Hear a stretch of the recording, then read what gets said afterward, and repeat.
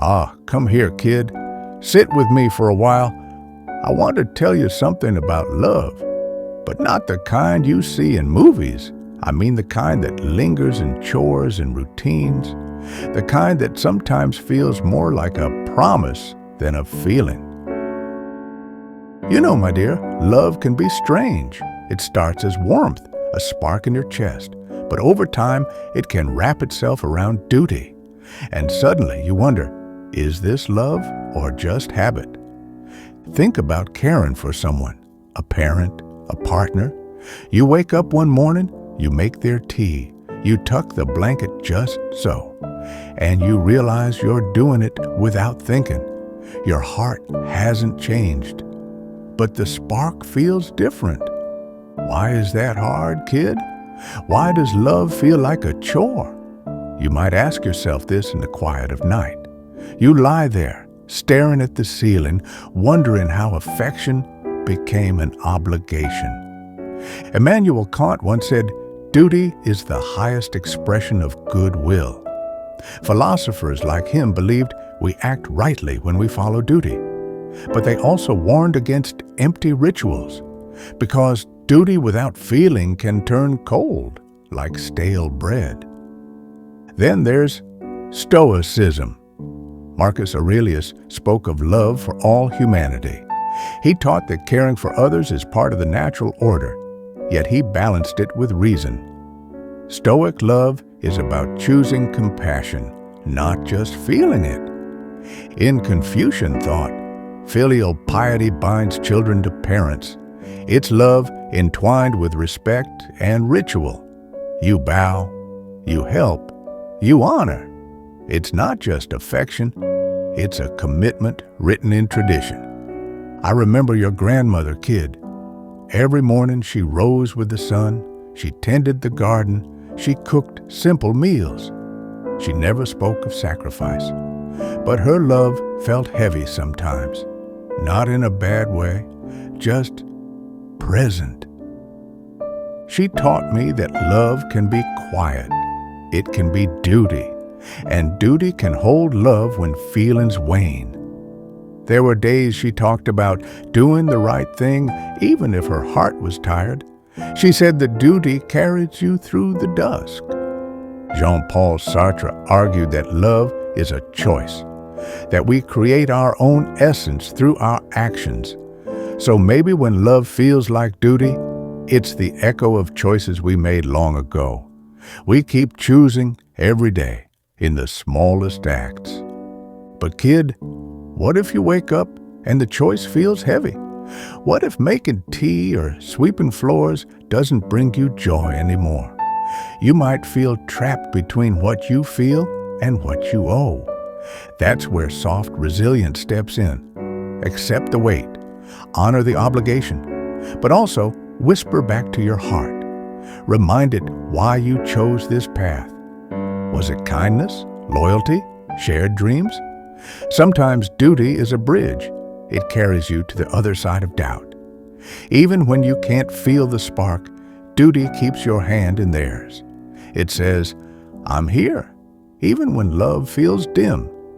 But duty alone can hollow out the heart.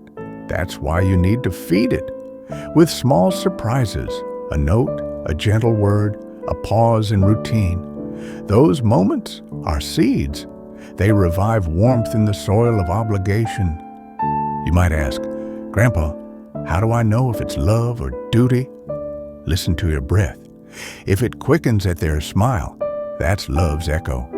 If it sighs in relief when the task is done, that's duty's weight. But kid, here's the beautiful part. Love and duty can dance together. They can lift each other. Duty gives structure. Love gives meaning. When they move in harmony, you find a steady rhythm. Remember, though, that rhythms can tire. That's when you need rest. Step back, breathe, let your heart catch up. Duty will wait if you need to rediscover why you chose to carry it. So in the long night, when love feels like duty, lean into both. Honor your promise, but also honor your heart. Ask yourself what it needs: a smile, a memory, a dream rekindled.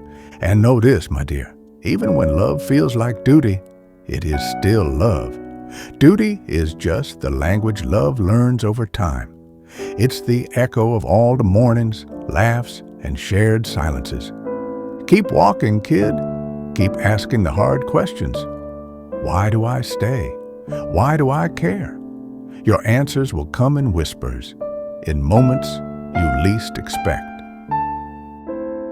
Sometimes duty grows heavy. You feel it in your shoulders, a weight you didn't mind at first, but now it's pressing down. You might whisper, "Grandpa, I don't feel the same spark anymore." That's honest. It's okay to admit it. In existentialism, Jean-Paul Sartre said, "We're condemned to be free." That freedom can feel like a burden. We choose our actions, and we bear their weight. So when love feels like duty, remember, you chose it once. You can choose again. But choosing doesn't mean starting over every morning. It can mean renewing, like watering a plant. You don't yank it out and repot it every day. You tend to it. Ask yourself, what part of care still sparks me? Maybe it's their laugh at breakfast, or the way their eyes soften when you call them by a nickname. Hold on to those moments. They're beacons in the fog of routine. Let me tell you about caring for my father in his final years. He was once my hero, strong and kind. Then time slowed him down, feeding him, bathing him. Those tasks felt strange, almost awkward. I'd ask, "Why is this so hard, Grandpa?" And I'd answer myself, because roles flipped. Because love joined hands with duty in an unfamiliar dance. But each time he smiled, just a small curve of his lips, I knew this was love, even if it felt like work. In Confucian teachings, care for elders is a sacred duty. It shapes your character. It reminds you of where you come from. You might think that's old-fashioned, but there's wisdom in it. Duty can build bridges between generations. Still, you must guard your heart. Duty can erode you if you give everything away. You'll find yourself empty. Let duty rest for a while. Let love catch up. You might worry, but what if they need me? They will, but you'll be stronger after a pause. There's a concept in Buddhist thought, metta, or loving kindness. It teaches compassion toward others and toward yourself. When you practice metta, you send warmth inward as well as outward. You treat yourself like a dear friend. Repeat these simple words in your mind. May I be safe. May I be happy. May I be at ease. Then send them to the one you care for. May you be safe. May you be happy. May you be at ease. That warmth can rekindle both love and the courage to keep going. Let me ask you, kid, have you ever felt guilty for wanting a break? I have, many times. I'd lie awake, heart pounding, thinking I'd failed at love. But guilt is a gardener's weed. It chokes the flowers. Pull it out. Replace "I'm failing" with "I'm human." You're allowed limits. You're allowed rest. When you care for someone else, you're also caring for yourself. It's not selfish. It's survival. Think of it like a lantern. Duty is the stand that holds the lantern. Love is the flame. Both needed to light the path. If the stand wobbles, the flame will flicker. If the flame dies, the stand is empty. Keep both steady. Adjust the stand. Stoke the flame. You might ask, Grandpa, what if the stand is rusty? That happens. Time and wear take their toll. Polish it with kindness. Oil it with forgiveness. Forgive yourself for mistakes. Forgive them too. Maybe they hurt you once. Maybe duties were neglected. We're all learning. Every call, every help, every shared meal, they're brush strokes on the canvas of our lives. Don't worry about perfect art. Worry about honest art. There's a strain of care ethics and philosophy that says relationships define morality. We learn right and wrong through caring interactions. So your duties shape you. They teach you who you want to be. When you place a cup of tea in someone's hand, you place a piece of your soul. Be mindful of that. Let each act of duty be an act of love, even if your heart feels tired, even if your hand shakes. You ever notice how love and duty take different forms? At first, it's full of butterflies.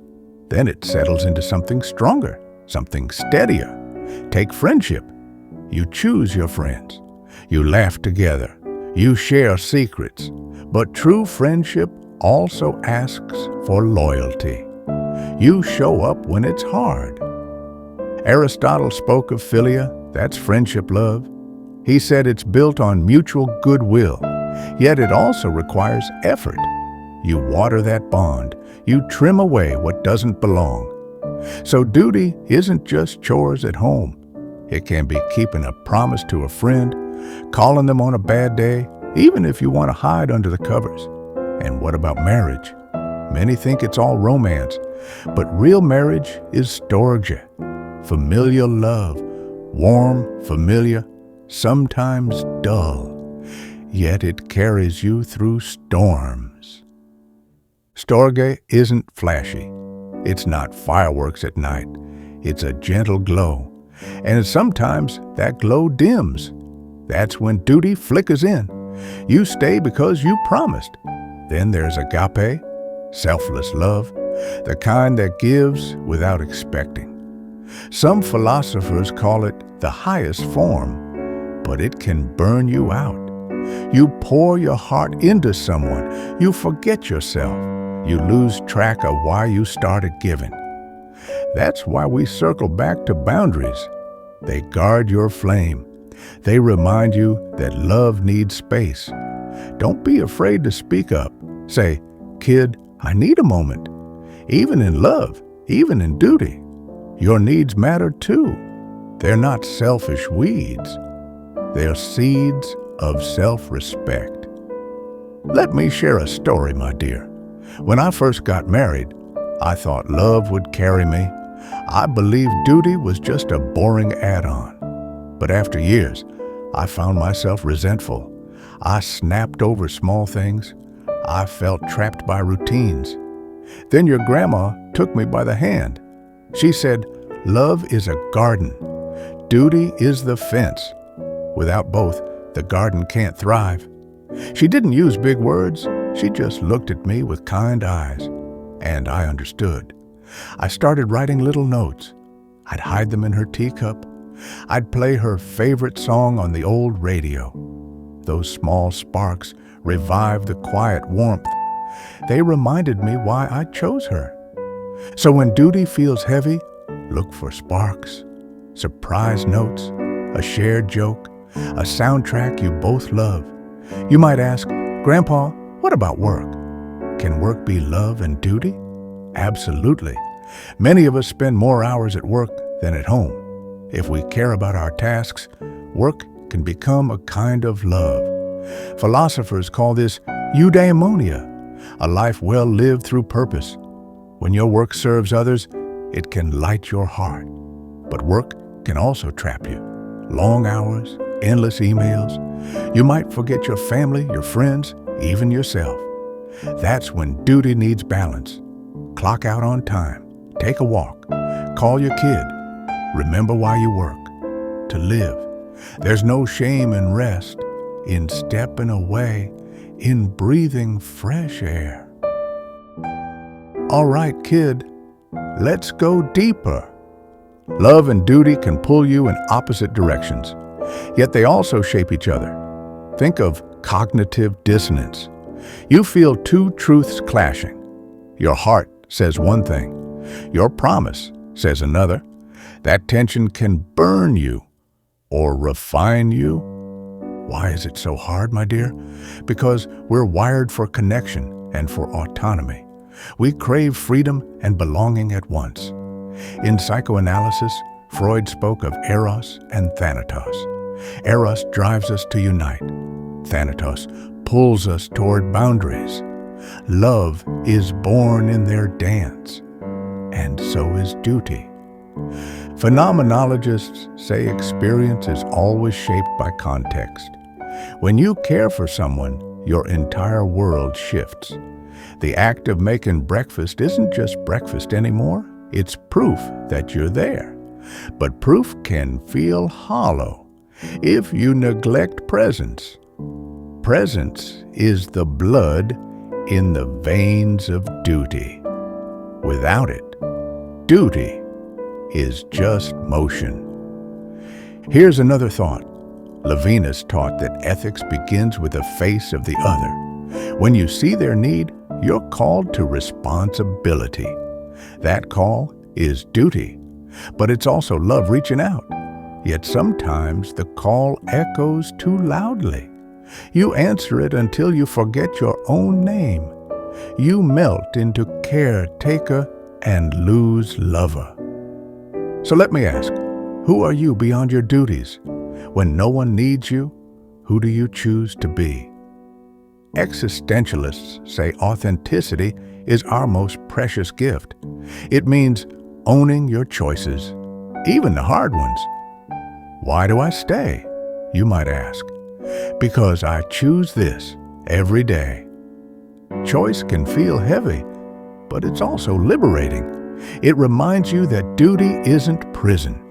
It's a path you walk by will. Now, my dear, listen to Viktor Frankl's words on meaning. He said that suffering without meaning crushes the soul. But suffering for someone you love gives suffering value. When your back aches from caring, when your eyes sting with exhaustion, you can remind yourself, this pain is threaded with meaning. Meaning isn't given. It's forged in the fires of action. Each time you choose kindness over ease, you temper your character. You build resilience. But remember, it's a two-way street. You must let others care for you, let them return the gift. Otherwise, duty becomes one-sided, and love drains away. So teach your loved ones to help you. Ask them to bear you in turn. That's vulnerability. And vulnerability is the birthplace of trust. In Oxford philosopher Philippa Foot's Ethics, virtues grow from repeated choices. Courage, temperance, justice, they all require practice. Duty is practice. Love is the fruit. You tend one, you harvest the other. But practice can become rote. You need reflection. Pause. Ask, what did this choice teach me? What did I feel? Journaling can help. Write a sentence a day. No need for essays. A few words on what mattered. Over time, you'll see patterns. You'll notice when duty carries joy and when it saps it. Then you can adjust. You can prune what drains you. You can nurture what feeds you. You might worry, does this make me selfish? Not at all. It makes you self-aware and a stronger giver. Because giving from overflow is more generous than giving from emptiness. Love and duty often tug at us in opposite directions, creating a tension we feel deep in our bones. You might recognize it as cognitive dissonance, two truths in conflict.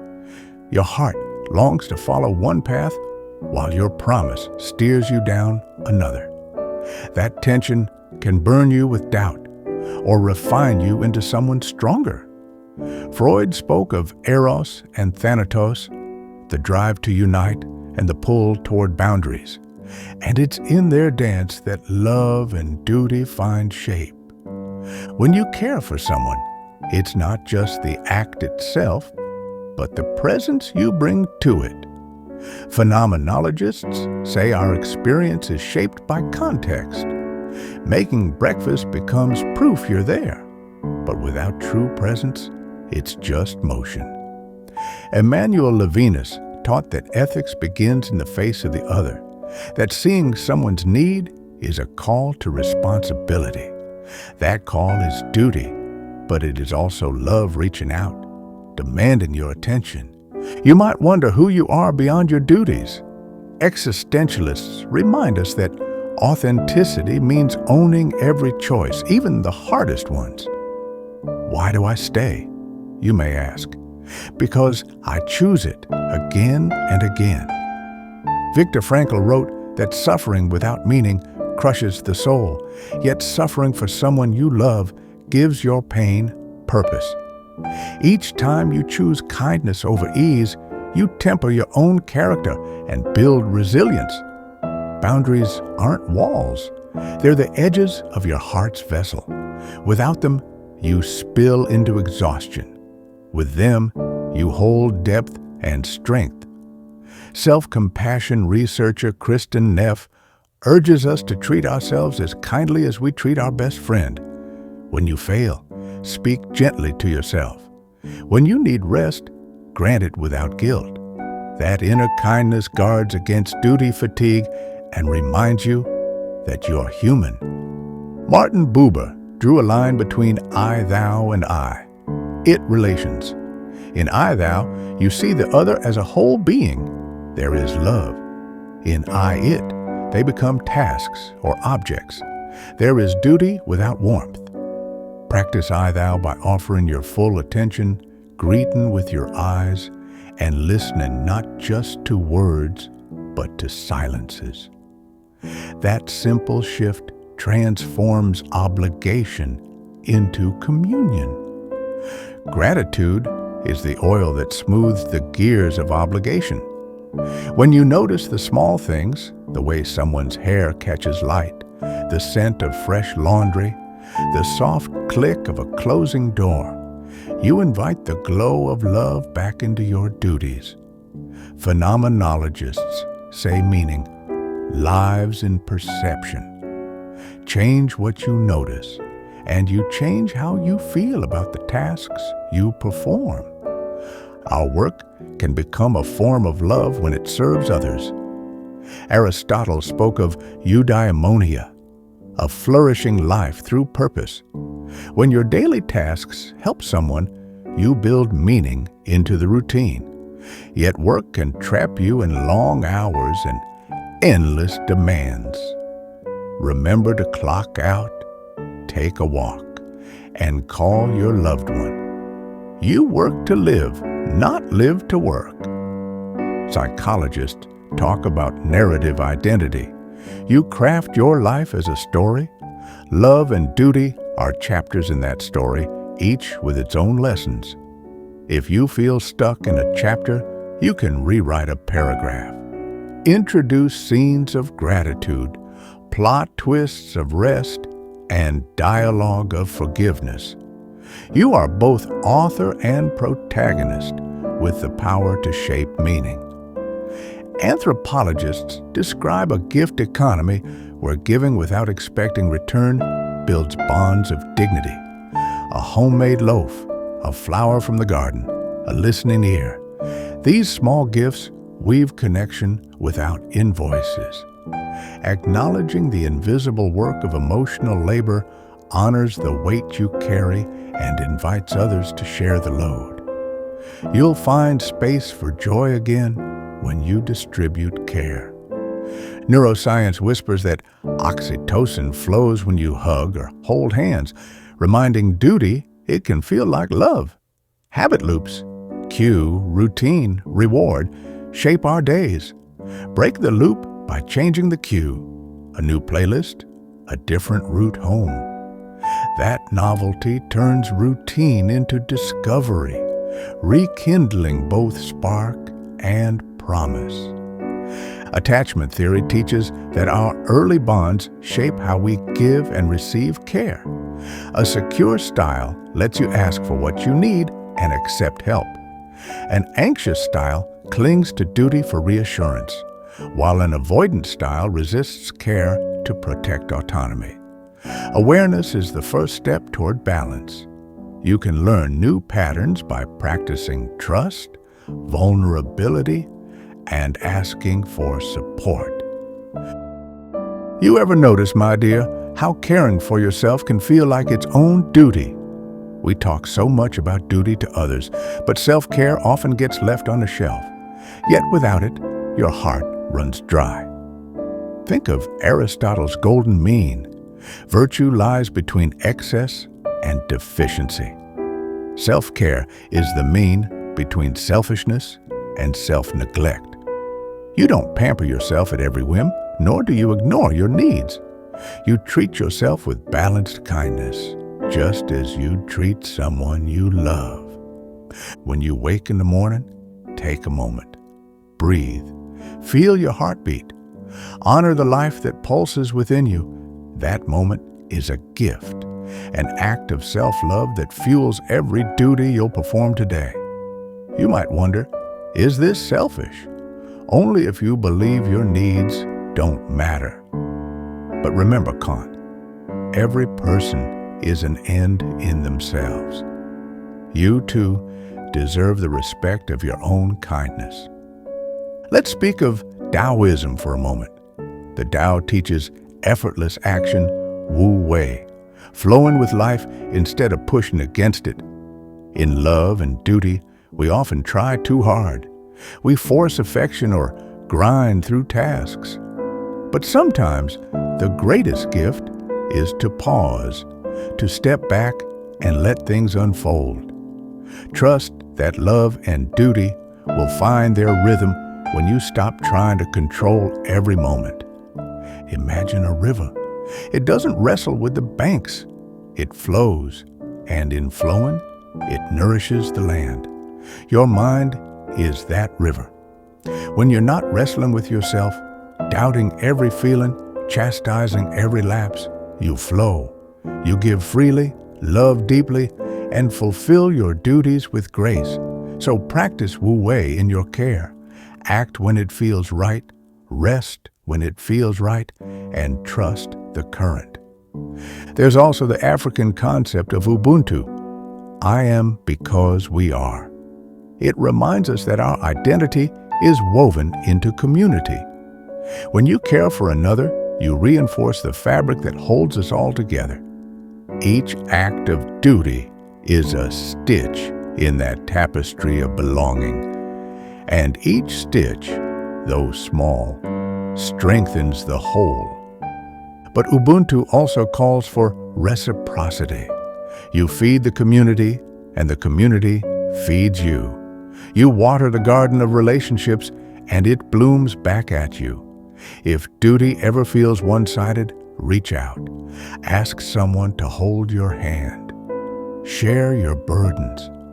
Let the community remind you that you're not alone. In systems thinking, we learn that every part influences the whole. Your little acts, the morning tea, the gentle word, the listening ear, create ripples that reach farther than you know. A smile you offer to your partner might lighten their heart, so they smile at a stranger who then brightens someone else's day. Your duty becomes love multiplied across lives. Let's revisit the idea of novelty. Habits can be comforting, but comfort can dull our senses. The Taoists would say too much stasis leads to decay. So introduce small changes. Take a different route on your evening walk. Try a new recipe. Read a poem you've never heard.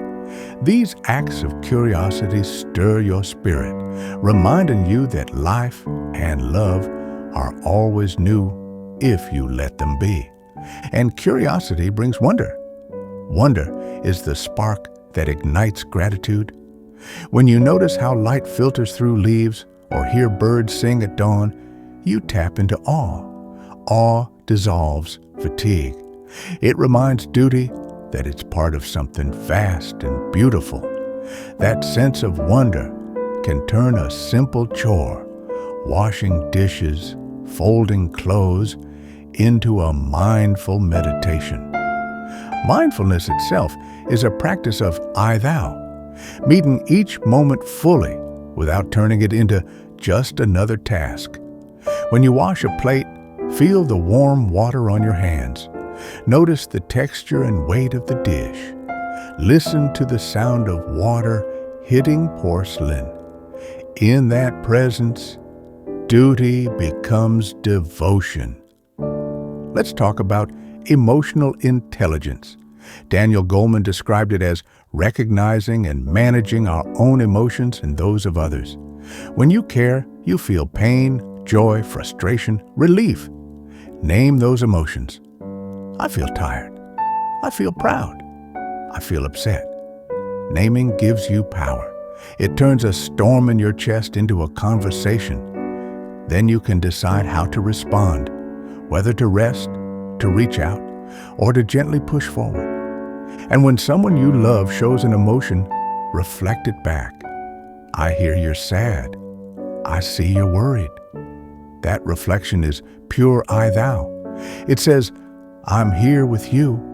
It transforms duty into companionship. Let's weave in a bit of narrative identity again. You're the hero of your own story. Every duty you honor is a chapter where you choose bravery over comfort. Every act of love is a page turned toward hope. When you feel stuck, remind yourself, you're not a side character, you're the protagonist. You can plot new scenes, you can introduce new conflicts, you can find redemption arcs. That sense of agency breathes life into duties that feel dull. Are you familiar with cognitive reframing? It's a simple tool from psychology. You change the lens through which you see your tasks. Instead of, I have to wash their clothes, you say, I get to care for someone I love. The shift from have to get to rewires your brain, replacing obligation with gratitude. Gratitude, again, is a powerful fuel. Keep a small gratitude journal. Each night, jot down 3 things you appreciated about your duties today. It could be as simple as her smile when I brought breakfast, or his gentle thank you when I helped him up. Over time, you'll see the bright threads woven through your days. Now, let's gently touch on the shadow side of caregiving. Compassion fatigue. It's real. When you're constantly giving, you can become numb to emotion. You might feel disconnected, irritable, or even hopeless. In medicine, they call it burnout. But burnout isn't a sign of failure, it's a signal. Your system is overloaded. Listen to it. It's telling you to refill your well. When you feel the first signs of fatigue, resistance, apathy, exhaustion, pause, take a breath, step away. Do something entirely for yourself. Read a novel, draw a picture, play a tune. These moments of self-directed joy recalibrate your inner compass. They remind you why you care in the first place. Let's consider the role of ritual. Rituals mark transitions and anchor our intentions. In care, you can create simple rituals: a morning greeting, a pre-bedtime check-in, a weekly shared meal. These rituals become touchstones. They signal to your heart and mind that this moment matters. They elevate duty to something sacred. We've touched on so many concepts: Taoist flow, Ubuntu, phenomenology, narrative, gratitude, self-compassion. They might seem lofty, but they're tools, not burdens. You don't have to master them all. You just need one or two that resonate. Practice them until they become second nature. Then you'll find love and duty blending seamlessly. You ever wonder why we feel duty so deeply tied to love? From an evolutionary view, it makes sense. Kin selection teaches us that we protect our nearest and dearest, even at a cost to ourselves. Our brains are wired to keep families safe, to tend to the weak and the young. That sense of obligation isn't a burden added later. It's part of the package. When you help your child learn to walk or feed an aging parent, you're answering an ancient call to keep your tribe alive. That call reverberates today as both love and duty, tangled together like roots in the soil. But humans didn't survive on blood ties alone. We mastered reciprocal altruism, helping strangers in hope they'll help us back someday. Social contracts emerged, binding communities with promises and expectations. You might do a favor for a neighbor, trusting they'll watch your house in your absence. That trust builds bonds. In this way, duty becomes love extended beyond family. You practice kindness toward strangers, and the web of relationships tightens. You become both protector and protected. Modern psychology adds another layer: self-determination. Theory says we thrive when three needs are met: autonomy, competence, and relatedness. Duty often feels like it limits freedom, threatening autonomy. But when you choose your duties, when you see them as expressions of your values, you reclaim autonomy. Competence grows as you learn to care skillfully, and relatedness deepens as bonds strengthen. In that light, duty can satisfy all three needs, nourishing your spirit as much as love does. Gary Chapman's 5 love languages remind us that we give and receive love differently. Words of affirmation, quality time, acts of service, gifts, and physical touch. Notice how acts of service reads almost like duty. Yet, when you wash their car or cook their meal with joyful intention, you're speaking love fluently. The chore becomes a love letter. The promise becomes a poem in action. Paying attention to each other's language transforms the grind into grace. Friedrich Nietzsche urged us to embrace amor fati, love of fate. He wanted us to say yes to everything life brings, including our obligations.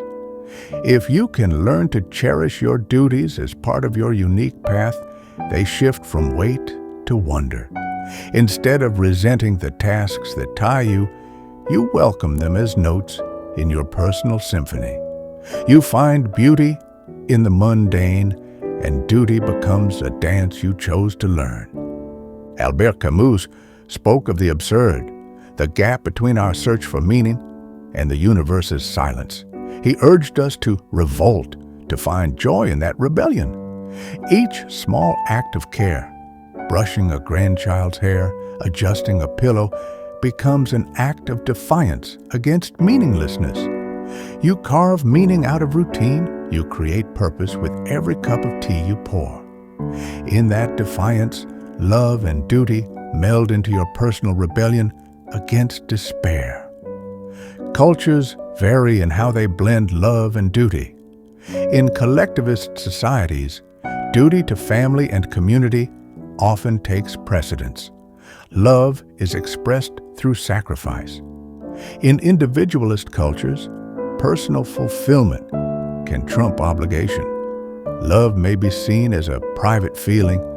Neither extreme serves well alone. You need both.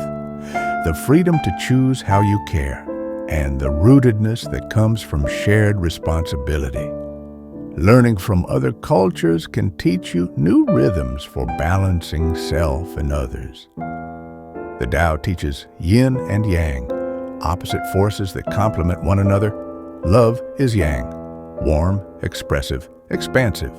Duty is yin, steady, silent, grounding. Alone, each becomes unbalanced. Yang without yin burns too bright. Yin without yang grows too cold. Together, they create harmony.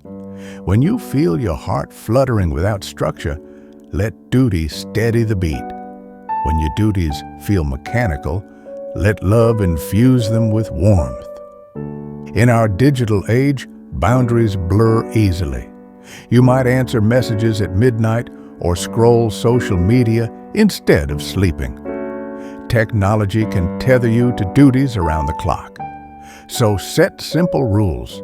No work messages after dinner, no caregiving updates before sunrise. These boundaries protect your rest and renewal. They remind you that duty serves life, not the other way around. In those dark hours, you recharge your heart so you can love and care again. Creative replenishment matters too.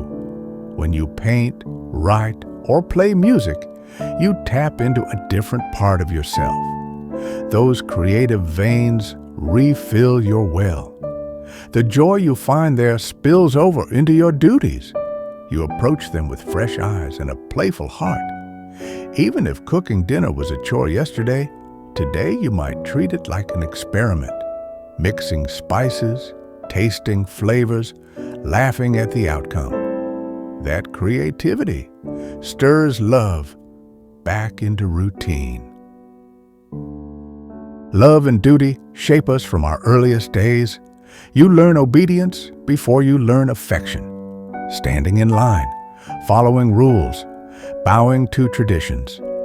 Yet affection sneaks in behind a curtain, a parent's gentle hand on your shoulder, a whispered bedtime story. In those moments, duty and love step together in silence. They teach you that structure can hold warmth, and warmth can thrive inside structure. As you grow, you carry those lessons into every relationship you form. When you fall in love, your heart races. You chase that feeling, but over time, the chase ends. You arrive. You find yourself humming the same tunes on Sunday mornings, washing dishes without a thought, listening to the same old stories. And then you wonder, is this it? Has the feeling died? No, kid. What you feel now isn't the spark of new love. It's the glow of commitment. That glow is steadier. It warms deeper. It is love folded into duty. Sometimes people confuse duty with sacrifice. They imagine giving up happiness or dreams. But true duty doesn't demand your dreams. It carries them. When you build a life with someone, your dreams intertwine. You find joy in small victories. A borrowed book finished, a cake baked with too much sugar, a new plant flourishing on the windowsill. Those aren't sacrifices. They're the petals of a shared blossom. You asked about letting go, about the moment when duty becomes a cage. That's a dark corner we all visit. We cling to promises, even when the promise feels painful. A promise made in youth may no longer fit the person you've become. When that happens, honesty is your lantern. You must shine it on your path.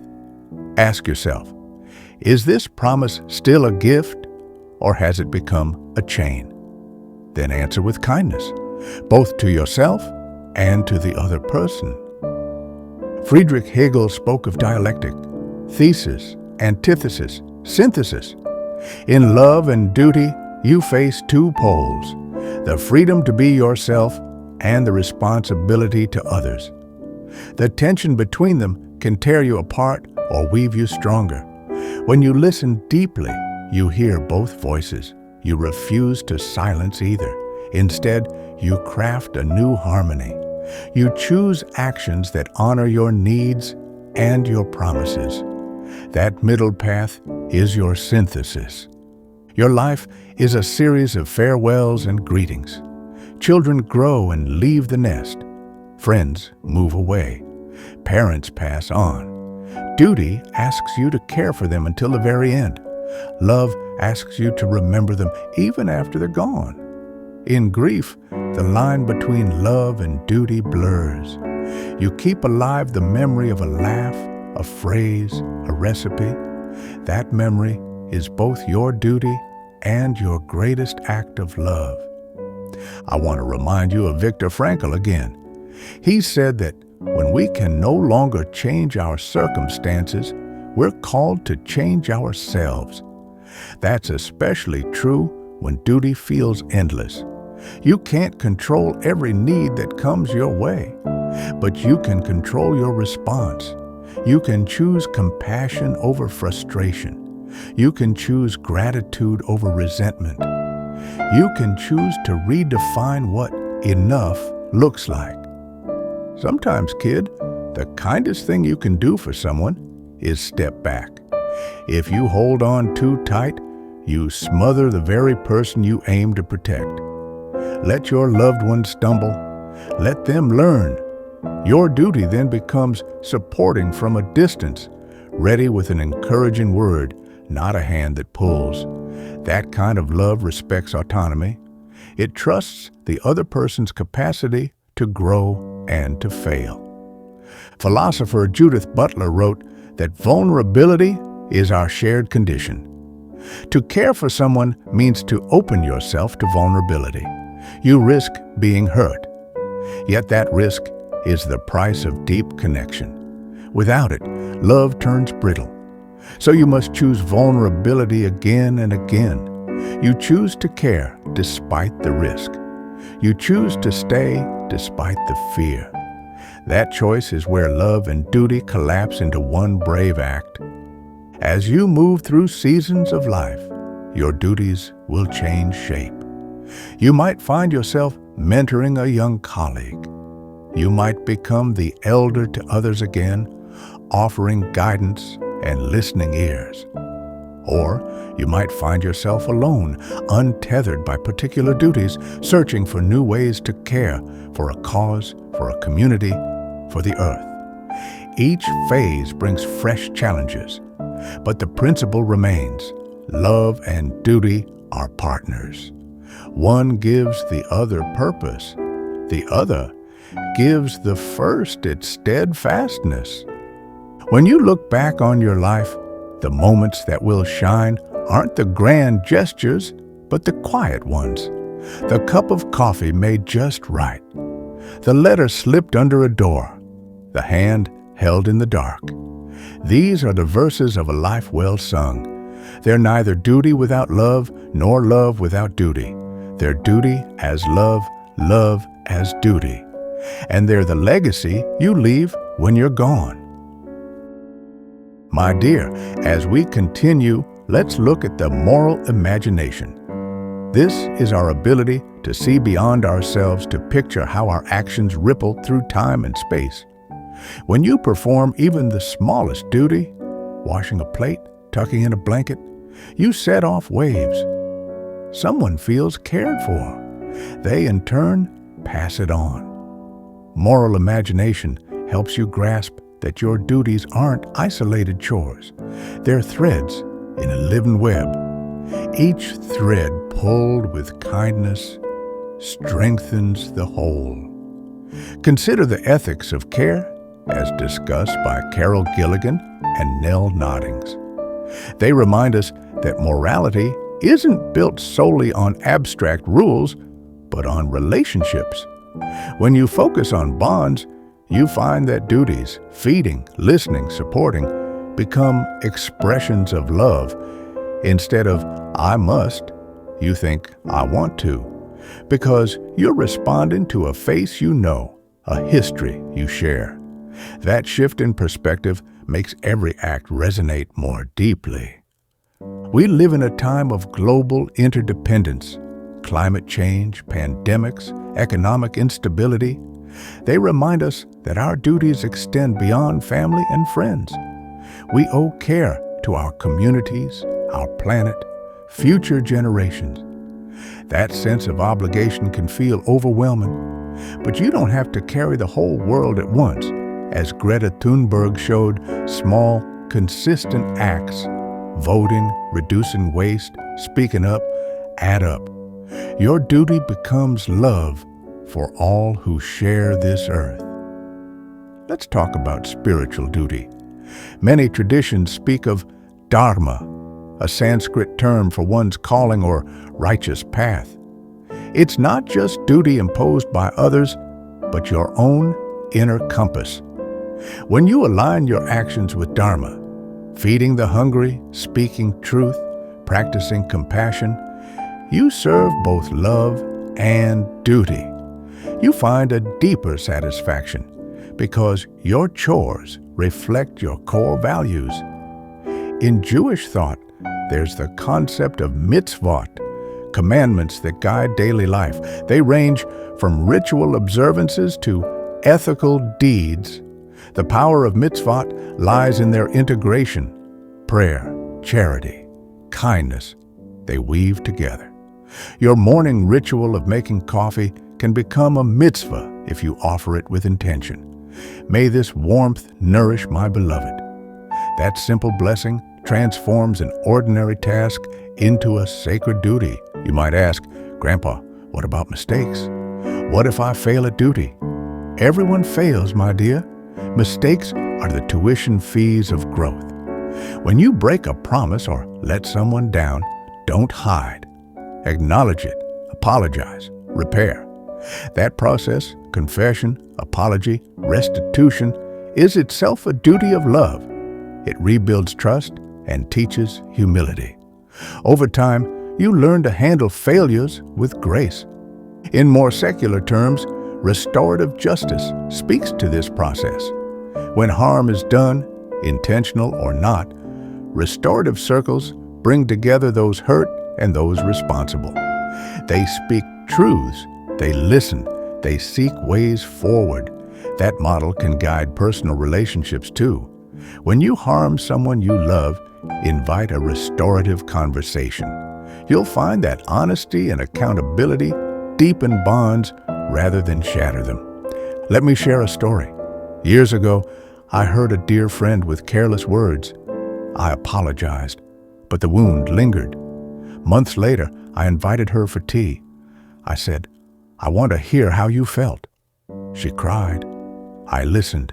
Then she said, Thank you for asking. In that moment, love and duty merged. My duty to repair became my greatest act of love. We've spoken of structure, duty, and of warmth, love. There's another element, spontaneity. Playfulness is the spice that keeps relationships alive. Don't schedule every act. Surprise them with a silly dance in the kitchen. Whisper a line from their favorite poem. Dance an impromptu jig. Those spontaneous bursts remind you why you chose this path, and they light up the routine with delight. In art and literature, you see how duty and love intertwine. Think of Tolstoy's Anna Karenina. Hey, kid, don't get me wrong, it's tragic. But notice how Anna's sense of duty to social norms conflicts with her passionate love. That conflict tears her apart.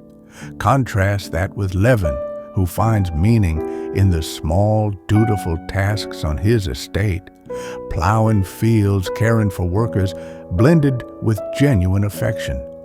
He builds a life where love and duty support each other. Philosopher Alfred North Whitehead spoke of process philosophy, where reality is a flow of encounters. Nothing stands still. Each moment brings new possibilities.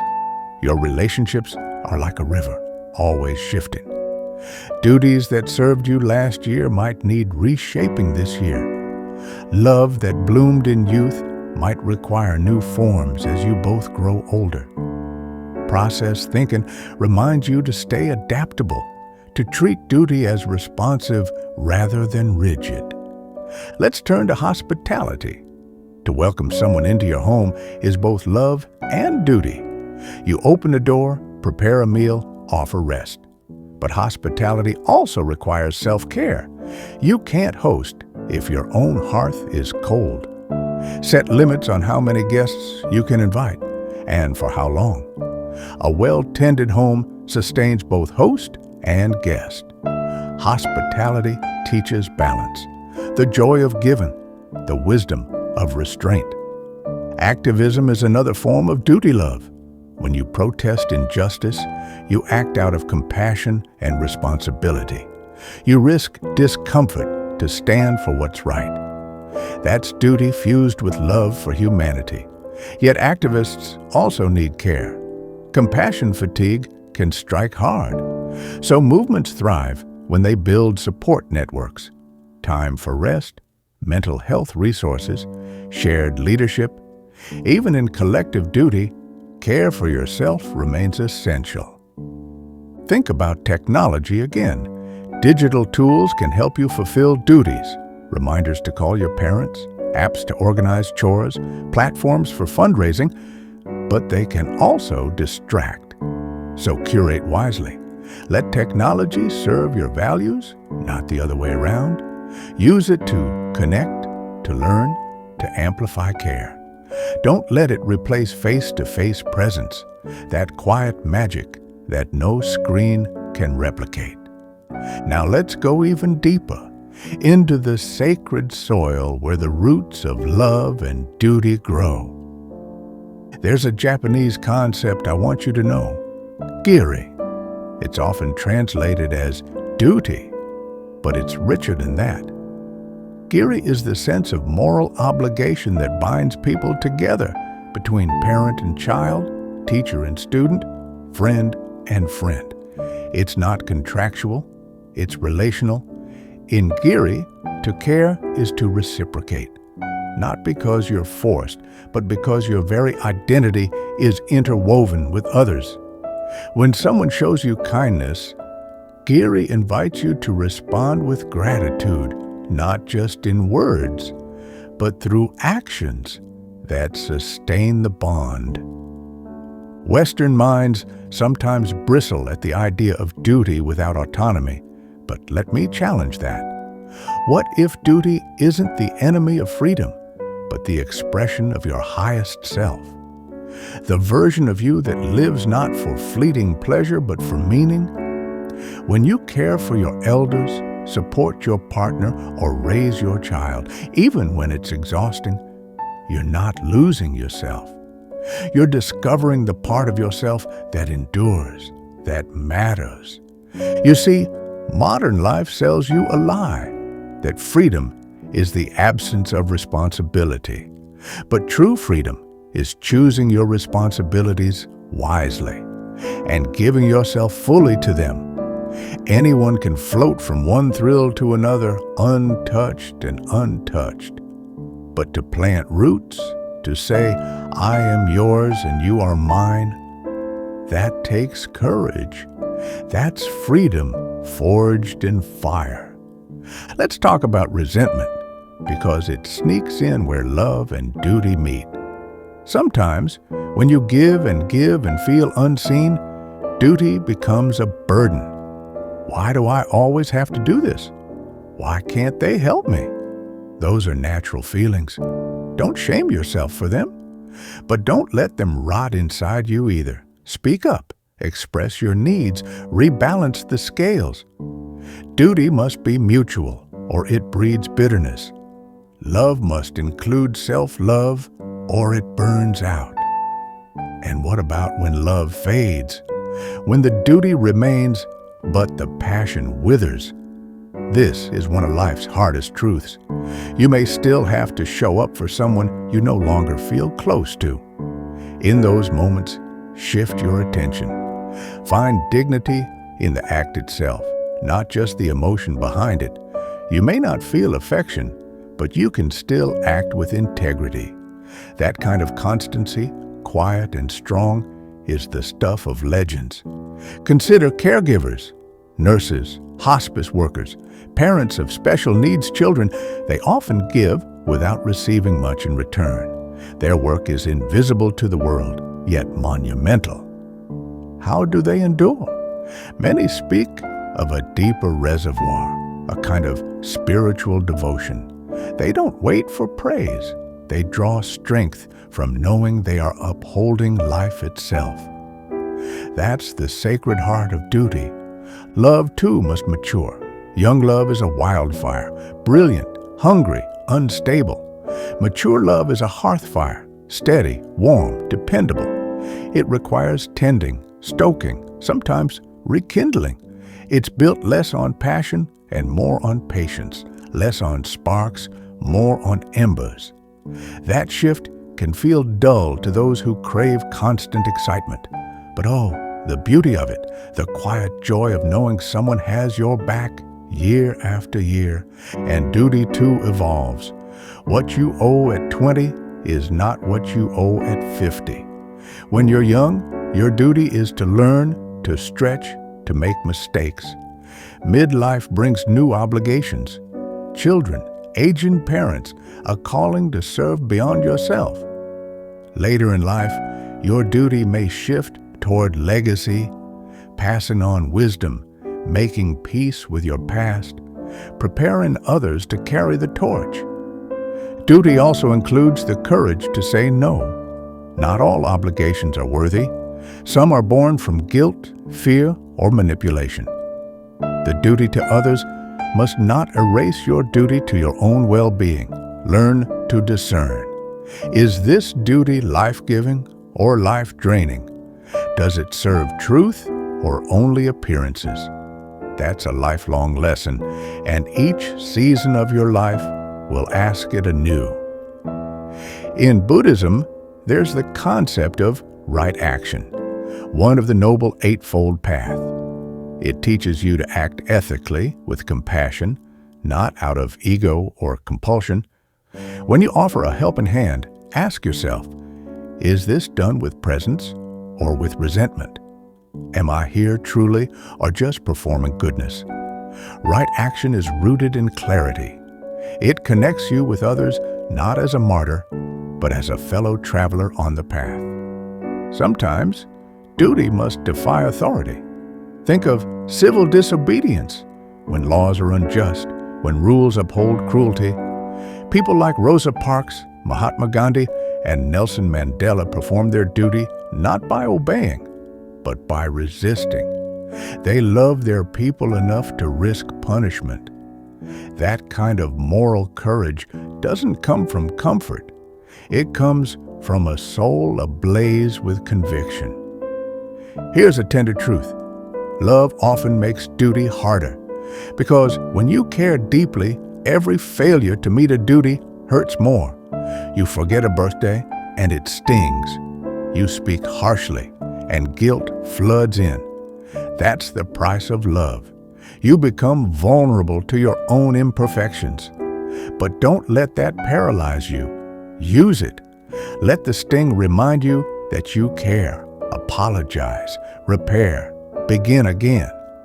And when you are on the receiving end, when someone else fails their duty to you, don't jump to judgment. Remember, duty is hard.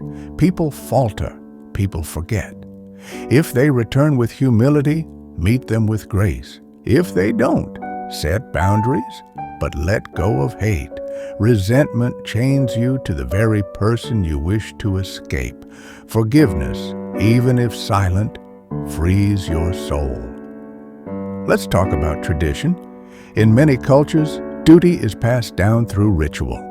Lighting a candle, cooking a certain dish, saying a prayer at dusk. These aren't empty gestures. They're memory made visible. When you repeat them, you don't just honor your ancestors. You remind yourself who you are. You locate yourself in a story larger than one lifetime. But rituals can also become rigid. If a tradition no longer serves love or truth, let it go. Modify it. Create your own. The duty is not to preserve the form, but the spirit. What matters is not the recipe, but the nourishment. Not the prayer, but the presence.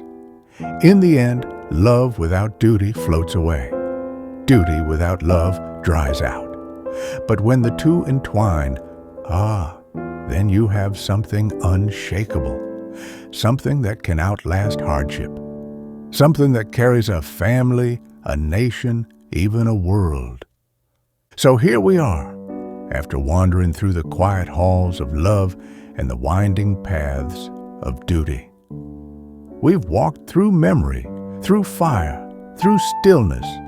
We've looked at the ache of giving, the strength of staying, the beauty of showing up even when no one sees. And if your heart feels a little heavier or maybe a little lighter, know that both are signs of something good growing inside you. You're not alone in this journey. You're not strange for feeling tired. You're not weak for wanting rest. Life isn't a race to be won. It's a story to be told. One act of love, one moment of duty at a time. Sometimes you will falter. That's okay. Come back to yourself. Come back to love. Come back to what matters. And remember, you are allowed to take your time. You're allowed to choose what kind of legacy you want to leave. You're allowed to be both strong and soft, both bound and free. You're allowed to be human. So go on now. Rest those weary bones. Wrap yourself in stillness. And when the sun peeks in tomorrow, may you rise not with fear, but with quiet courage. The kind that says, I may not have all the answers, but I will keep showing up with love. Take care, my dear. You've done well just by listening. You've honored something sacred tonight.